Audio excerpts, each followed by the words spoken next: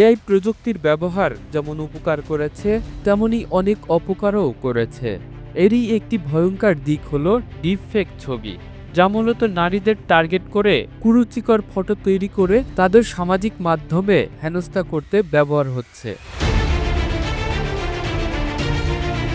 জানা গেছে মার্কিন যুক্তরাষ্ট্র এক বছরে জেনারেটিভ এআই ব্যবহার করে প্রায় 1.8 কোটি ডিপফেক ছবি তৈরি করেছে।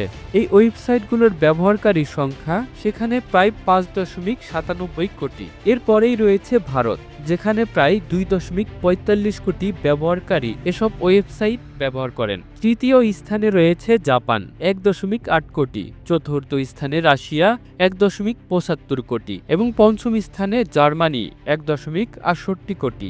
ভারত দ্বিতীয় স্থানে রয়েছে জেনে অনেকেই অবাক, কিন্তু অবাক হওয়ার কারণ নেই। প্রায় প্রতিদিনই এই ধরনের অপরাধের খবর উঠে আসে। বলিউডের বড় তারকা ক্যাটরিনা কাইফ, রাশমিকা মান্দানা, কাজল, এমনকি অনেক জনপ্রিয় অভিনেত্রীও ডিপফেকের শিকার হয়েছেন।